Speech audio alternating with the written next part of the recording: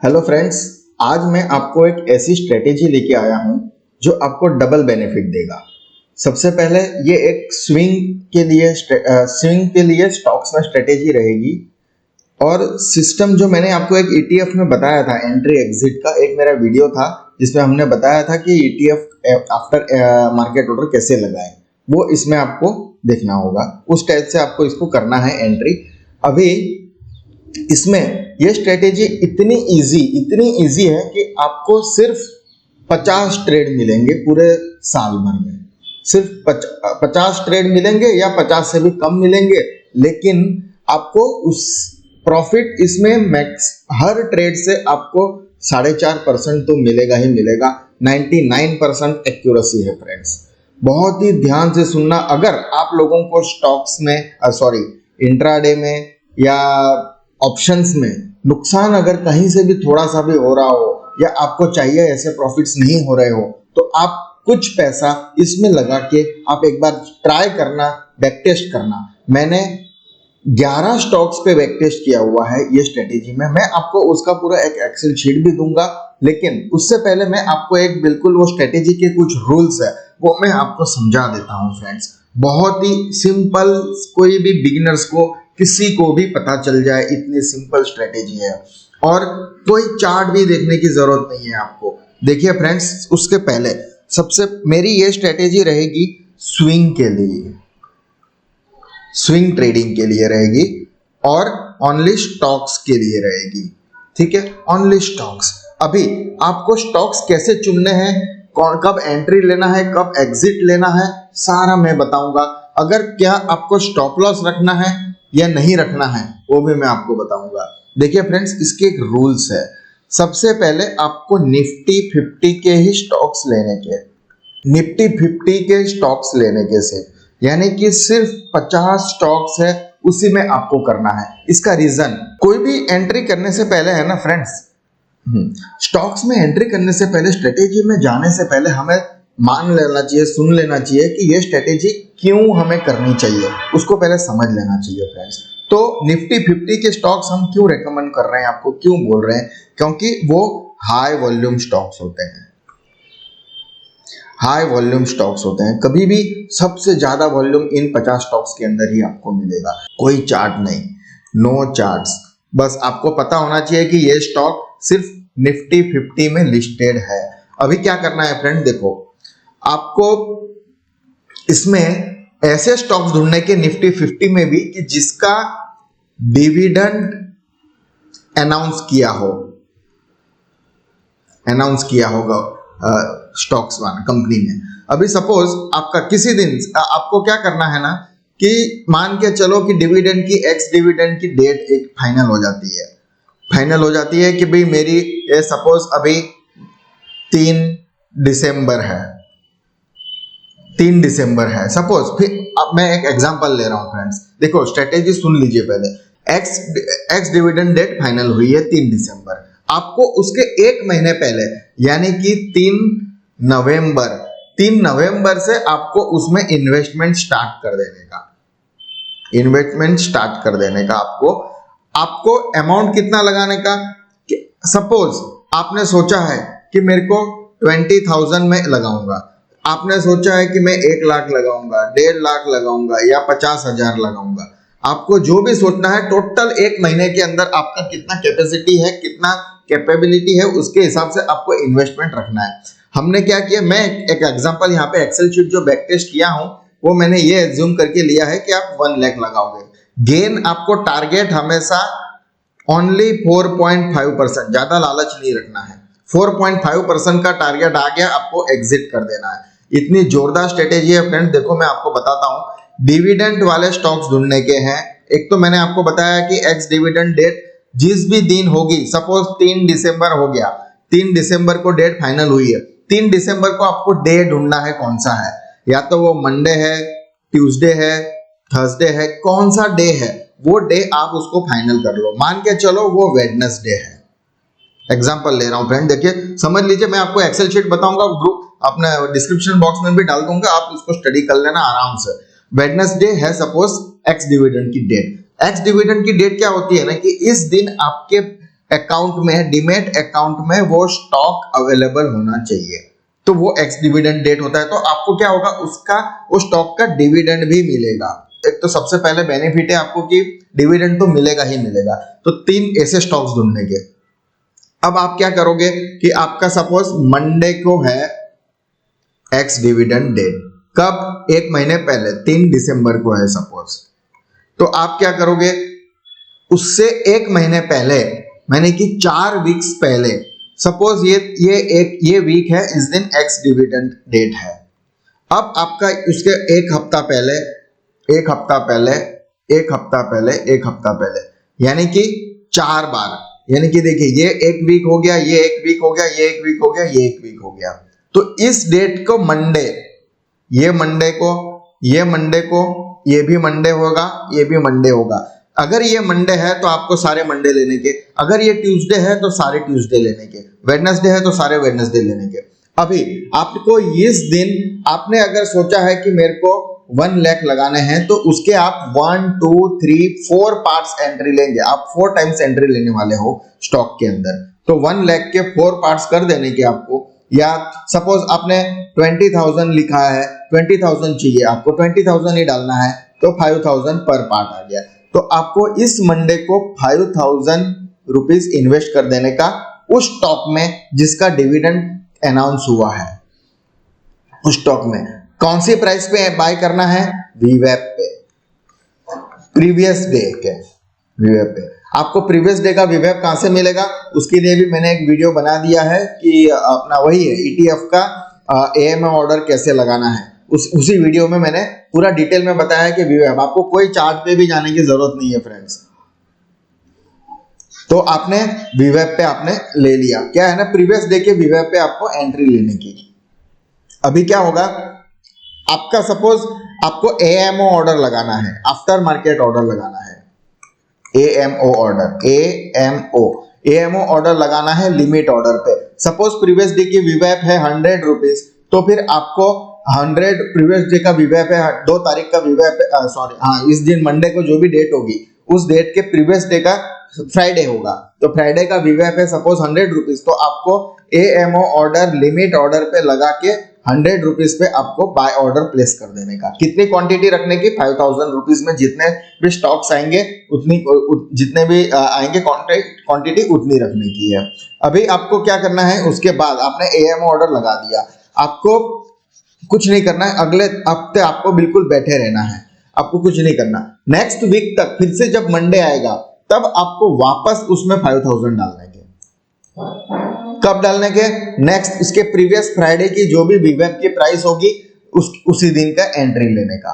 जो प्राइस पे आपने, इस दिन प्राइस पे आपने एंट्री लिया 100 पे, इस दिन हो सकता है 105 हो जाए, तो आपको 105 का वीवेप हो जाए, तो आपको 105 पे एंट्री लेना है। हो सकता है प्राइस आपकी 90 हो जाए, तो आपको 90 पे एंट्री लेना है। जो भी प्राइस होगी उस प्राइस पे एंट्री लेना है। अगले मंडे को, इस मंडे को भी आपने 5,000 डाल देने के, जो भी अगले दिन का वीवेप होगा उस प्राइस पे एंट्री लेना है। इस दिन भी आपको 5,000 डाल देने के, टोटल आपने डाल दिया फ्रेंड्स 20,000। अब यहाँ पे इस दिन का भी एक वीवेप प्राइस हो गया। अभी आपको क्या होगा, आपने पहले दिन 100 पे लिया, दूसरे दिन 105 पे लिया, तीसरे मंडे को आपने सपोज 99 पे ले लिया, चौथे दिन आपने 112 पे ले लिया, महंगा हो गया सपोज। तो आपका इन सबका एवरेज प्राइस जो भी आता है इंटू 4.5% आपको टारगेट लगा देने का। एक्सेल शीट में मैं आपको पूरा बताऊंगा फ्रेंड्स, आप पहले थियरी समझ लीजिए। टारगेट लगा देने का, जो भी इन सब की एवरेज प्राइस आएगी, एवरेज प्राइस इंटू 4.5%, उसका जो भी प्राइस आएगा वो आपका टारगेट रहेगा। और वो टारगेट आपको कब देखने का, जिस दिन एक्स डिविडेंड है उस दिन तो आपके पास ये सारे स्टॉक्स आपके पास होने चाहिए। हो सकता है आपको इस दिन मिल जाएंगे 20 स्टॉक, इस दिन मिल जाएंगे 19 स्टॉक, इस दिन मिल जाएंगे 21 स्टॉक, इस दिन मिल जाएंगे 15 स्टॉक्स। ऐसे करके ये टोटल जितने भी स्टॉक्स है, ये सारे स्टॉक्स आपने इस दिन खरीद लिए होंगे, 1 महीने पहले, 10 दिन 8 दिन पहले आपने खरीद लिए होंगे। एक्स डिविडेंड डेट के दिन आपको इन सबका तो डिविडेंड मिलेगा ही मिलेगा। ये जो 20, 19, 21, 15 जो स्टॉक्स होंगे उन सबका स्टॉक्स का आपको डिविडेंड कंपनी अकाउंट में डाल देगा, वो भी टैक्स फ्री। अब आपको जो स्टॉक्स जो आपने लिए हैं वो बेचने के कब, तो उसमें कैसा होता है ना कि आपने टारगेट लगा दिया 4.5%, नेक्स्ट डे आपका सपोज 3/12 को है एक्स डिविडेंड, तो आपको 4/12 को उसको बेच देने का। 4/12 को आपको 3/12 की विवेब प्राइस जो भी है, या विवेब प्राइस नहीं, सॉरी, इसमें टारगेट डेट का लिमिट ऑर्डर लगा के रख देने का। 4/12 को जब भी प्राइस ओपन होगा उस दिन आपका स्टॉक एग्जीक्यूट हो जाएगा। अभी इसमें क्या हो सकता है, आपका एवरेज प्राइस आया सपोज 120, आपका 4/12 को आपने 3/12 खत्म हो गया, 3/12 को आपने एएमओ ऑर्डर रात को लगा के रख दिया, एवरेज प्राइस 120 है, 120 पे आपने सारे स्टॉक्स पूरी क्वांटिटी आपने लगा के रख दी, पूरी क्वांटिटी। अभी आपको 4/12 पे अगर ये 120 आ रहा है तो आपने तो एएमओ ऑर्डर लगाया है, अगर स्टॉक डायरेक्ट 4/12 को ओपन ही हो रहा है आपका 130 पे डायरेक्ट ओपन हो रहा है, बहुत ज्यादा चांसेस होते हैं कि डिविडेंड अनाउंस होने के बाद मार्केट दूसरे दिन थोड़ा सा ऊपर ही जाता है, पहले दिन स्टार्टिंग के हावर्स में, तो 130 हो गया तो आपको 130 पे सारा क्वांटिटी एग्जीक्यूट हो जाएगा, जबकि आपको चाहिए था सिर्फ, आपने सोचा था 120 रुपए में भी मेरे को बेच दूंगा तो भी मेरे को 4.5% तो मिलना ही मिलना है। आपको क्या हो गया देखिए फ्रेंड्स, 4.5% तो आपको मिलेगा ही मिलेगा, प्लस डिविडेंड मिलेगा, ऐसा करके आपको करीब 5 से 5.5% तो आपका वैसे ही बढ़ जाता है।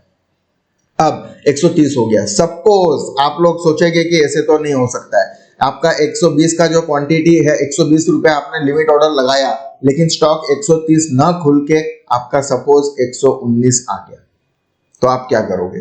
आप कुछ नहीं करोगे फ्रेंड्स, आपको रहने देने का है, वैसे ही रहने देने का। 119 पे हमको बेचना है 120 पे, तो हमको नहीं करना, नहीं बेचा जाएगा उस दिन, ऑटोमेटिक ही नहीं बेचा जाएगा, जाएगा ही नहीं, क्योंकि हो सकता है कि एक्स डिविडेंड दिन अनाउंस होने के बाद लोग क्या है ना उसमें से एग्जीक्यूट हो जाते हैं, सिर्फ डिविडेंड का बेनिफिट लेने के लिए एंट्री करते हैं और फिर बाद में एग्जिट हो जाते हैं, तो ऐसे हो सकता है कि चांसेस उसमें काफी डाउन आ जाए उस दिन रेट। तो 119 पे आपका हो गया, आपको क्या करने का, फिर उसके बाद वाले मंडे को, अगले नेक्स्ट मंडे को आपको फिर से सेम स्ट्रेटेजी कंटिन्यू रखने की, 5000 रुपीज की क्वांटिटी और ऐड कर लेने की। आपके जो 120 क्या कितने स्टॉक्स थे जो भी होंगे, सपोज आपके पास 120 स्टॉक हो गए तो आपके पास और करीब 20 स्टॉक हो जाएंगे, 140 स्टॉक्स हो जाएंगे, लिस्ट हो जाएगी, नंबर्स हो जाएंगे।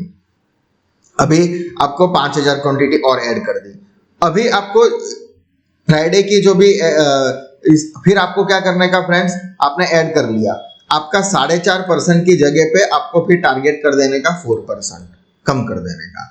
आपको अगर 4% पे टारगेट लगा के जो भी एवरेज प्राइस आएगी उसका 4% टारगेट लगा के आपको एग्जीक्यूट कर देने का, क्योंकि आपका जो टारगेट था एक्स डिविडेंड डेट के दिन एग्जिट होने का वो नहीं हो चुका, इसके लिए आपको नेक्स्ट मंडे फिर से उसको लेने का और उसको 4% टारगेट में आपको एग्जिट हो जाने का। अगर हो गया है तो वेल एंड गुड, नहीं क्योंकि आपको डिविडेंड तो मिला ही है ना फ्रेंड्स। और अगर फिर भी नहीं हुआ तो नेक्स्ट मंडे आप फिर से 5000 इन्वेस्ट करो, आपका टारगेट 3.5% कर दो। नेक्स्ट मंडे फिर भी नहीं हुआ तो आप 3% कर दो, नहीं हुआ फिर 2.5% कर दो, फिर से 5000 ऐड करते जाने का, 2% कर दो, 1.5% कर दो, 1% कर दो।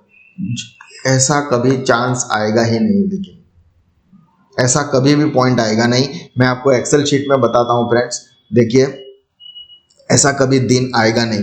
आपको 99% आपका पहले ही दिन फर्स्ट एक्स डिविडेंड डेट के नेक्स्ट डे में आप एग्जिट हो जाओगे 99%। और ये आपके इसलिए निफ्टी 50 के स्टॉक्स है, एफएनओ लिस्टेड स्टॉक्स है और सबसे अच्छे हाई वॉल्यूम वाले स्टॉक्स हैं, तो ये सब स्टॉक्स में ऐसी कोई प्रॉब्लम आएगी नहीं। मैंने 11 स्टॉक्स पे बैक टेस्ट किया हुआ है, 50 स्टॉक्स है उसमें से मैंने 11 पे ऑलरेडी बैक टेस्ट कर लिया है, लास्ट रिसेंटली एकदम नया जो भी बना था डिविडेंड अनाउंस किया उस पे बैक टेस्ट किया है। देखो फ्रेंड्स मैं आपको बता देता हूँ यहाँ पे मेरा बैक टेस्ट, आप एक्सेल शीट समझ लीजिए, जो मैंने स्ट्रेटेजी बनाई उसके हिसाब से है।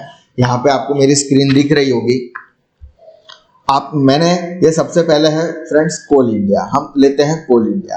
अभी देखिए कोल इंडिया आपका उसका डिविडेंड डेट क्या है, इसको मैं थोड़ा यहाँ लगा लेता हूँ। डिविडेंड डेट आपका 11 अगस्त आपका डिसाइड हुआ है, 11 अगस्त। कि 11 अगस्त को डिविडेंड होगा। डिविडेंड कितना डिसाइड हुआ है? 3 रुपए पर शेयर, 3 रुपीज पर शेयर। तो आपको 11 अगस्त के जो भी डेट होगी, यहाँ पे आप देख लेने का कैलेंडर में कि 11 अगस्त को क्या सी डेट है। सपोज आपका ये अगस्त है, ये 11 अगस्त को आपको थर्सडे है, तो आपको अगला ये देखिए 4 अगस्त, फिर उसके बाद थर्सडे है 28, 21 और 14। देखिए 14, 21, 28 4, तो आपको 14 4 एंट्रीज लेनी है आपको। हमने सोचा 80,000 लेना है, सपोज 80,000 हमने सोचा है कि मैं ये स्टॉक के अंदर 80,000 लगाऊंगा। कोल इंडिया निफ्टी 50 का स्टॉक है। 14 जुलाई को आपने लगा दिया। आपको क्या करना है, ये सारी ये सारा आपको वो एनएससी की वेबसाइट पे मिल जाएगा फ्रेंड। वीवेब की प्राइस भी वहीं से लेने की, कोई चार्ट देखने की जरूरत नहीं है। ऑर्डर प्राइस आपको किसने लगा? प्रीवियस वीवेब के। 13 जुलाई का जो वीवेब है 194.55, उसमें आपने ऑर्डर लगा दिया, एग्जीक्यूट हो गया। एक्चुअल प्राइस कितने पे हुआ? आपने लगाया 194.55, स्टॉक ओपन ही हुआ 194 पे, तो आपको एग्जीक्यूटिव 194 पे हो गया। कितनी क्वांटिटी? 103 पे। क्यों? क्योंकि आपको 4 बार जब लेना है तो आपने 80,000 को 4 बार में डिवाइड कर दिया, 20,000 आपने डाले। अब एवरेज प्राइस आपकी 194 हो गई।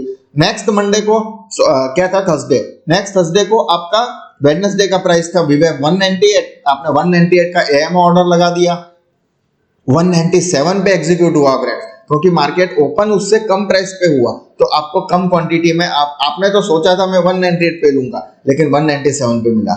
101 क्वांटिटी हो गई, 40,000 हो गए। एवरेज प्राइस क्या हो गई?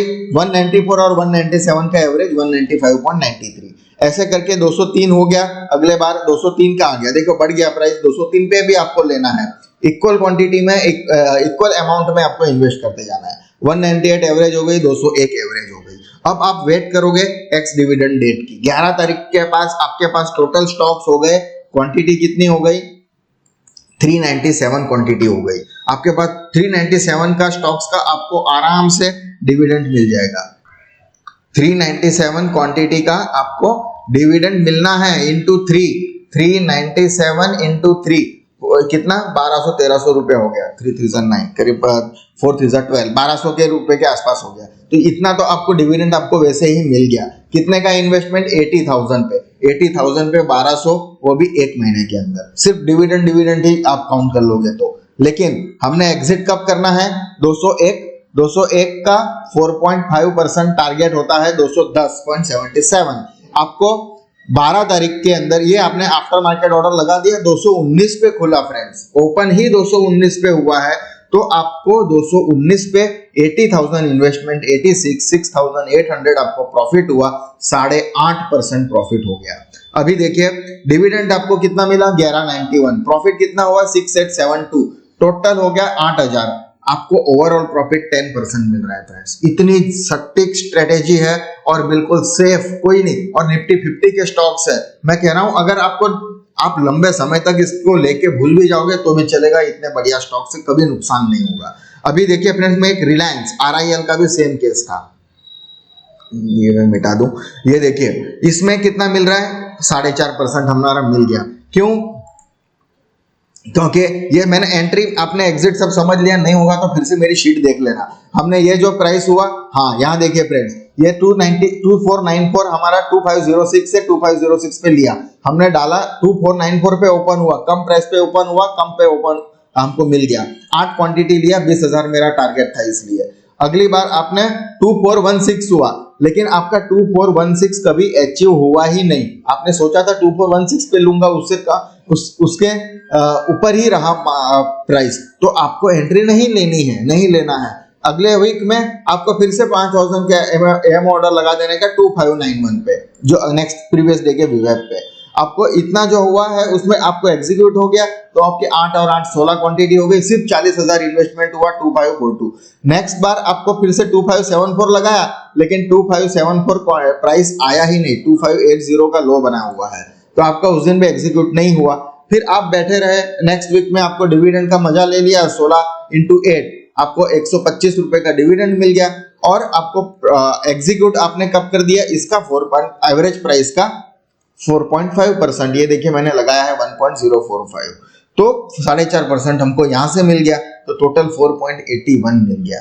तो ऐसे हैं फ्रेंड, देखिए कभी कभी नहीं एंट्री मिलेगी तो नहीं लेना है, ओएनजीसी में देखते हैं, ओएनजीसी में डिविडेंड दिया है 3.25 रुपीस, इसमें चारों बार एंट्री मिली है, 4.5% पूरा मिला है।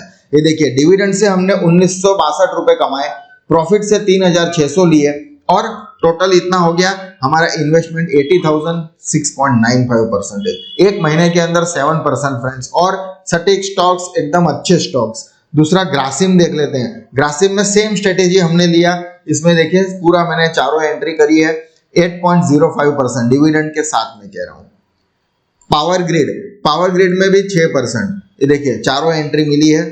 इंडसइंड बैंक, इंडसइंड बैंक में देखिए 8.5% का डिविडेंड, 368 रुपए डिविडेंड के मिले और 6,000 का प्रॉफिट, 17%, 15.7, वो भी कब, साली 2 एंट्री मिली हमको, ये विवेक प्राइस पे आया ही नहीं प्रीवियस डे के विवेक पे, इसलिए एंट्री नहीं मिली और फिर भी हमको 16% प्रॉफिट मिल गया। डिविस लैब में 5.57, सन फार्मा में 3. हाँ ये देखिए सन फार्मा में क्या हुआ फ्रेंड्स, आपने 870 पे लिया, बाय हो गया, 870 आ गया 20,000 पे। दूसरे दिन आपने 885 पे लगाया, 885 पे मिल गया, टोटल हो गया आपका एवरेज प्राइस 878। ऐसे करके आप परचेस करके गए, 894 का 4.5% होता है 934 रुपीज। अब 930 एक्स डिविडेंड डेट इस दिन होता है, 944 आपने लगाया, लेकिन 934 उस दिन पहुंचा ही नहीं, प्राइस ओपन 920 का ही हाई लगाया, 934 की प्राइस आई नहीं, तो आपको 4.5% नहीं मिले। तो कोई बात नहीं, आपको डिविडेंड के मजे ले लिए आपने। डिविडेंड कितना मिला इसमें, 268 रुपीज, क्योंकि आपको जितने स्टॉक्स आपने लिए होंगे, जितना डिविडेंड अनाउंस किया उसके हिसाब से है। अभी आपको नेक्स्ट मंडे फिर से आपको लेना है, आपको नेक्स्ट मंडे, ये देखिए यहाँ पे आपको ये रहा, ये आपको नो एंट्री टारगेट आपका अचीव नहीं हुआ। नेक्स्ट मंडे आपने फिर से उसको एग्जीक्यूट कर लिया, नहीं मिला आपको, तो आपका टारगेट हो गया अभी, तो सेम टारगेट रहा। अभी आपको वापस आपने नेक्स्ट वीक में फिर से 20,000 डाल दिए, तो आपका 80 का 1 लाख हो गया। आपका एवरेज प्राइस थोड़ी सी 929 पे आ गई, कम पे आ गई, और उसका टारगेट रखने का है। फिर टारगेट आपको, ये जो एवरेज प्राइस है 893 हो गई, उसका टारगेट, उसका हमने टारगेट अभी 4% रख दिया। फिर भी नहीं हुआ, फिर से हमने बाय किया, अगला टारगेट हमने 3.5% रख दिया। फिर हमने बाय किया, अगला टारगेट हमने 3% रख दिया, और इस दिन मेरा नेक्स्ट वीक कभी किसी दिन ये प्राइस मेरा एग्जीक्यूट हो गया और 3% मेरे को वहां से मिल चुके हैं। तो ऐसे फंसने वाला तो धंधा है ही नहीं फ्रेंड्स। इसमें क्या है ना कि अभी आपको डिविडेंड मिलेगा प्लस ये, ऐसा करके आपको टोटल 3.25% तो मिल ही गए। एकदम ऐसा केस कभी एकदम 99% नहीं आएगा मोस्ट ऑफ द स्टॉक्स, लेकिन ये एक स्टॉक में सन फार्मा में आ गया। हम सिप्ला में देखते हैं 9.21%, आईसीआईसीआई बैंक 6.2%, 4.5% तो हमने सोचा है डिविडेंड के साथ हमको मिलता ही 5.5% है उसी में, क्योंकि प्राइस ही एम ऑर्डर से ऊपर में खुली है। एनटीपीसी में भी हमको 4.5% मिला डिविडेंड के साथ 6.45, इसमें 5.55 मिला और 6.24 डिविडेंड के साथ। तो फ्रेंड्स ऐसी ये स्ट्रेटेजी है। हो सकता है आपको ये स्ट्रेटेजी कैसी लगी, मुझे थोड़ा कमेंट सेक्शन में बताइएगा। और अगर आप इसमें एंट्री करने से पहले अपने फाइनेंशियल एडवाइजर से पूछ लेना, और भी आप दूसरे 41 स्टॉक्स की जो 40 स्टॉक्स है उनका भी डिविडेंड चेक कर लेना। एक रिसेंटली एशियन पेंट्स का भी डिविडेंड आने वाला है, अनाउंस हुआ है, तो उसके ऊपर भी आप नजर बनाइए रखिएगा कि एशियन पेंट्स पे, ये मेरी स्ट्रेटेजी पे आप एशियन पेंट्स का आप डाल देना डिटेल्स, और उसमें आप चेक करना। मैं अगर चाहे तो मैं छोटा सा एक क्लिप उसके लिए भी बना दूंगा कि अगर हम करते तो क्या होने वाला था। फ्रेंड्स इसमें नुकसान होगा तो भी हमको क्या, थोड़ा थोड़ा आधा % कम करते जाना है, क्वांटिटी एक्यूमुलेट करते जानी है। डिविडेंड ले लिया, अच्छे स्टॉक से घबराने की जरूरत नहीं है इसमें। तो फ्रेंड्स आशा करता हूं आपको ये मेरी स्ट्रेटेजी पसंद आई हो। आज के लिए बस इतना ही, मिलते हैं अगले वीडियो में। Thank you.